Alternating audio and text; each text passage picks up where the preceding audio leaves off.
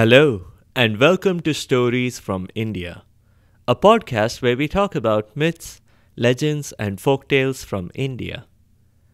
I am your host, Narad Muni, and I'm a mythological character myself. I have the gift of eternal life and knowledge of the past, the present, and the future. By profession, I'm a traveling musician and a storyteller. So, the way I'm doing my job is by podcast. In this episode, by popular demand, we are going to continue the story of Chandrakanta. Chandrakanta is a fantasy novel written by Devakinandan Khatri. Though, as I argued in the last episode, it's closer to historical science fiction. The novel was also made into a very popular TV series in the 90s. If you missed the previous episode, don't worry. You didn't miss a lot. We mostly just introduced the characters, all of whom, by the way, had the same last name, Singh. Not that that makes much of a difference. Here is a quick recap of the story so far. At the heart of the story are Prince Virendra and Princess Chandrakanta from neighboring kingdoms. The kingdoms were not quite at conflict. In fact, many years ago, their parents had decided to get them married to each other. And everything would have been just fine had it not been for Chandrakanta's father changing his mind all of a sudden. He was influenced in this by his evil minister's son, Krur Singh. I meant the minister's son was evil, not that the minister himself was evil. Krur Singh had an ulterior motive.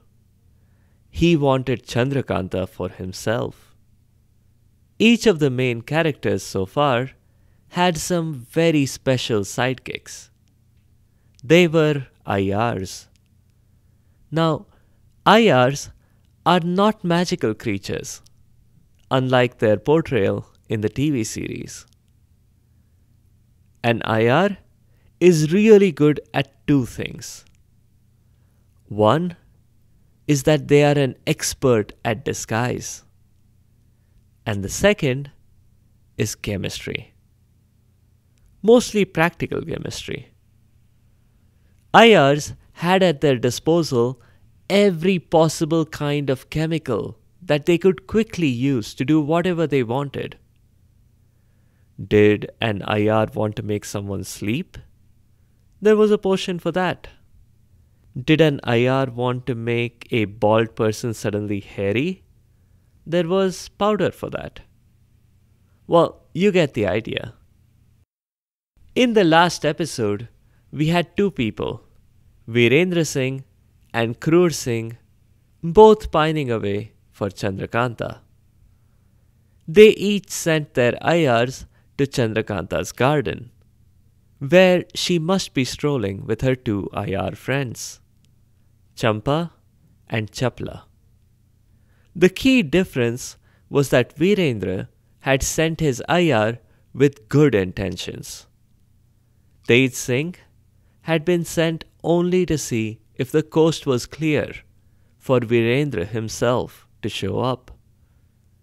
But the evil Krur Singh had sent his Aiyar, Nazim, to spy on Chandrakanta in the garden, to get some incriminating evidence of her involvement with Virendra.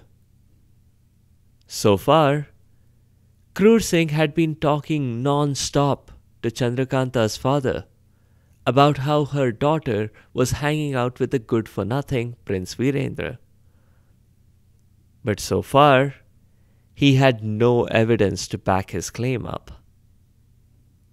Nazim seemed to be on track to collecting exactly that evidence. He first knocked out and then impersonated Chandrakanta's Aiyar in training, Champa. Now, he was in conversation with the princess herself and her other Aiyar, Chapla. That's where we'll pick up the story. Champa, really Nazim in disguise, had tricked Chandrakanta into a monologue about how much she missed Virendra. While Chandrakanta went on and on, Nazim looked triumphantly through Champa's eyes as the princess's words were being recorded in his secret pocket recorder. Chapla suddenly interrupted while Chandrakanta was just describing how beautiful Virendra's eyes were. Chapla had been observing Champa with growing suspicion. She interrupted to say that it was starting to get chilly. Could Champa please fetch the princess her shawl? It was on a bench over there. No, let her fetch it herself, was Champa's instant reaction. She immediately corrected and added that she was of course kidding.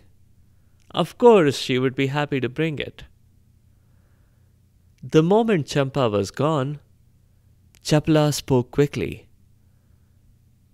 Princess, she'll be back in no time. I don't think it's Champa. It's an impostor. Probably one of Krur Singh's Aiyyaars. Chandrakanta was shocked. She couldn't imagine Krur Singh playing such a dirty trick on them. At least, he hadn't seemed competent enough to manage that. At which, Chapla pointed out that sometimes villains are extremely good at hiding their villainy. Consider the burglars from the Home Alone movies.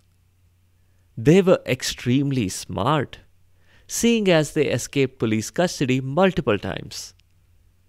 But they also managed to appear extremely silly and terrible at their job, just so that they could give us a good movie. I don't think that was the point, Chandrakanta began. But Chapla interrupted.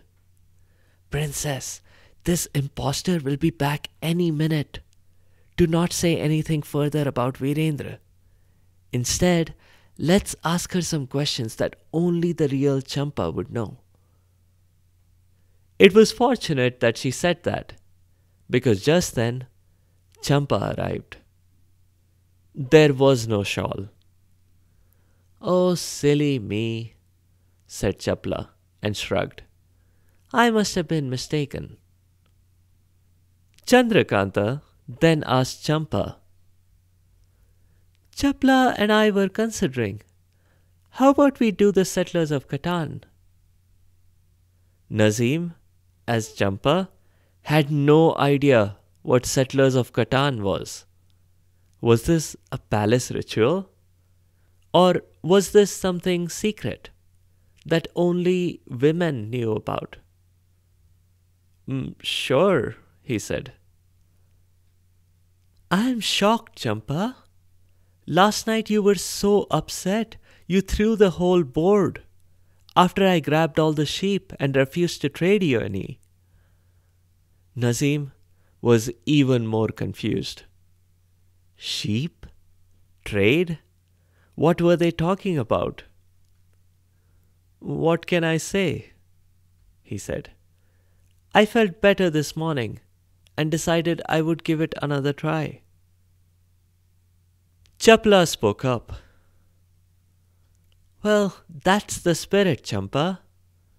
But, my ear has been bothering me for a while. Can you take a look, please? Champa did, thinking that she had handled the Catan question rather well. But that's all she thought, because the moment she got close to Chapla's ear to examine it, she passed out. Or rather, Nazim passed out. Chapla, the Aiyar, had cleverly stuffed her ear with some sleeping powder. One whiff, and Nazim was out. Quickly, Chapla tied up the fake Champa. She used her makeup remover just to confirm her suspicions. But there really was no need. Chandrakanta had of course realized it when Champa hadn't caught her lie. The outburst from Champa had happened a week ago, not last night. And they hadn't talked about Katan since. But then, the princess's thoughts changed to anger. How dare Kroor Singh send someone to invade her privacy? She would have his head for this. Spoken like a true princess, said Chapla. But I want to find out what he's done with the real Champa. Here, let's wake him up. So they did. Nazim was scared. Not just about what the king would do to him, but worse. What would Kroor Singh do? Pay cut for sure. And if Kroor Singh fired him, getting a job was going to be very difficult. Despite the glamour, Aiyari was a dying profession. He was sure that people a couple of centuries from his time wouldn't even believe that it had existed.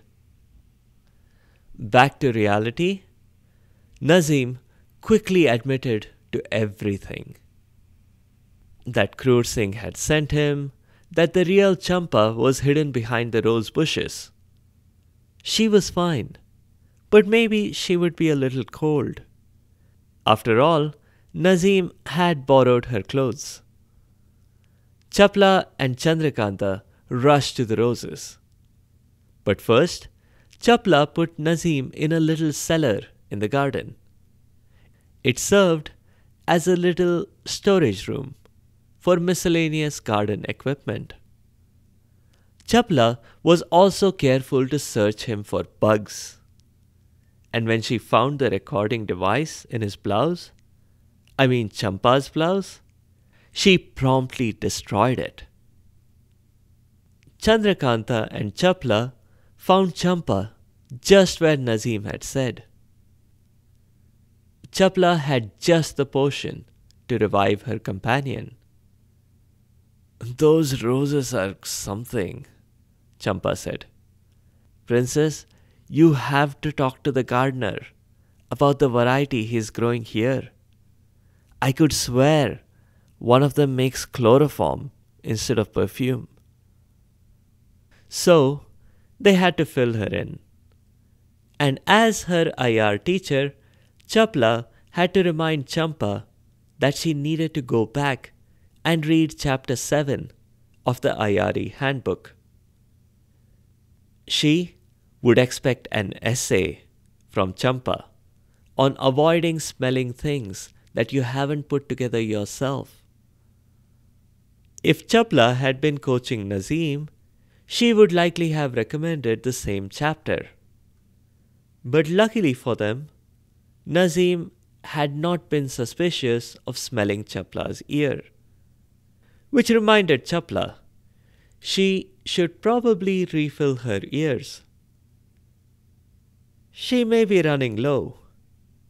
It had taken slightly longer than expected for Nazim to collapse. As the three of them sat there, the implications began to dawn on Chandrakanta. This is fabulous, she said. Tomorrow morning, all we have to do is to produce Nazim as evidence to the king. Kroor Singh wanted evidence from us. Well, look how the tables have turned. It's Kroor Singh who will be out on his ear. Then maybe Dad will also stop believing all the lies Kroor has been feeding him about Virendra. But before they could celebrate, a new person entered the scene. It was the maid, Ketki.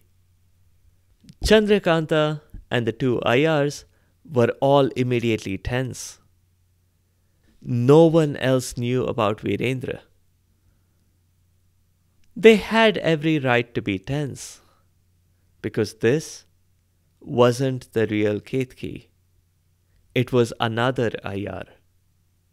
We'll come back to the scene in a short while. But let's see how Tej Singh was getting along on his quest to get Virendra's message to Chandrakanta. Tej had quickly covered the distance between the kingdoms and made it all the way to the palace. Thankfully, he had a copy of the princess's schedule, which she had shared with Virendra in one of their letters. Tej knew that the princess was going to be in her garden at this time of night. He also knew that the garden was heavily guarded, specifically to keep him out. But Tej knew that there was a limit to how clever these guards were. Otherwise, they would be officers sitting at a desk pushing paper. He sneaked into a dark corner and emerged in the perfect disguise, that of a new guard. He walked right up to the main garden gate, where a few of the guards sat around, gossiping and eating samosas. This was almost too easy. With the guards all clustered around here, Tej could easily have found an unguarded section of the garden wall to climb over. But no, he needed to send a message. People had to realize that they needed to take him seriously. After he sauntered over, he politely greeted all the soldiers. They all outranked him, which suited his purpose just fine. He introduced himself as a new recruit. He had a few small shifts in the palace, he said, and this was his first job in the real world. Could they please show him the ropes? They would, they said, and he could also help himself to a samosa. A particularly old guard had something to say. He had wisdom in his eyes and in the way he stroked his beard. All you should look for is food. Every guard duty is 3 snack breaks long, and your duty is not to your kingdom. Your duty should be to stretch those snack breaks as long as possible. Take a look at us, for instance. This is our second snack break, and we've been on it for an hour. Always look for duties that get you the best food. I thought the palace food was pretty good, Tej replied. The samosas are good, but not as great as these. I will admit that the chutney they serve in the palace is the best, replied the voice of experience. Tej said that by a happy coincidence, he had some packets of chutney. He had grabbed them from the palace cafeteria at the end of his last day, which was today. By any chance, would they like to use this chutney to eat their remaining samosas? There were 7 guards at the gate, and 7 pairs of eyes lit up at the suggestion. Obviously, none of the guards were Aiyyaars, so they hadn't read chapter 8 of the Aiyyaar handbook. It would have cautioned them against eating food not prepared by their own hands. Tej had mixed a special sleeping potion in the chutney. It was hardly a couple of minutes before all 7 guards were asleep. Tej strolled right into the garden. But first, he was careful to change his appearance. Guards weren't allowed in the garden. This was the princess's private garden. But maids were allowed, and the gardener, of course. Tej considered going as the gardener, but he had no idea what the guy looked like. And besides, it was pretty late in the evening to be gardening. So Tej instead chose to go as a maid. Luckily for him, just then Ketki appeared on the scene. She seemed to be heading home, which was perfect. Tej quickly grabbed her and sprayed some perfume on her face.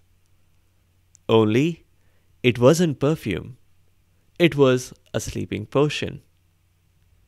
Ketki was out like a light. Unlike Nazim, Tej was careful to try to make the unconscious Ketki as comfortable as possible. Minutes later, Tej, disguised as Ketki, was approaching the princess and her two companions. Chapla looked at Ketki suspiciously and asked her if she had completed the task the princess had assigned her. Yes, of course, said Ketki. But then I saw something that I figured must be reported to the princess herself. What is it? Asked Chandrakanta. It's about Virendra, said Ketki. But I'm not going to say anything further until you give me a reward. Why, you impudent little... began Chapla. But I'd rather not complete her sentence to avoid an explicit rating on the show. Ketki merely laughed. Chapla, angered by Ketki's reaction, grabbed her. She immediately realized that this wasn't really Ketki. About the same time, Chandrakanta had come to the same conclusion, because she had never mentioned Virendra to Ketki, and she was confident that neither Champa nor Chapla would have revealed her secret. Still laughing, Ketki handed over Virendra's letter to Chandrakanta. Immediately, the atmosphere changed. This was the second time this night the princess and her friends had found an Aiyar here on false pretenses. But their reaction this time could not have been more different than when they caught Nazim. Chandrakanta was overjoyed and emotional. She asked about how Virendra was, and Tej told them about how Virendra was pining away for her, which made Chandrakanta even more emotional. They talked about when the princess could finally meet Virendra. Chandrakanta said it would be 2-3 days, tops. And she actually looked triumphant as she said that. So Tej asked her about it. Chandrakanta described how they had caught Nazim snooping on them in the garden, and how Chapla had cleverly overpowered him. Tej listened to all this and said, Yes, yes, very clever, Chapla. Very clever indeed. Except, there are 2 things that you could have done better. First, you shouldn't have put him in the cellar. A closet for storing garden tools is not an ideal place for imprisoning anyone. Surely, Nazim is going to find some shears to snip off his ropes. He'll be free in no time. Doesn't matter, Chapla replied. The door is bolted from the outside. It's a heavy Godrej lock. He can't break it from inside the shed.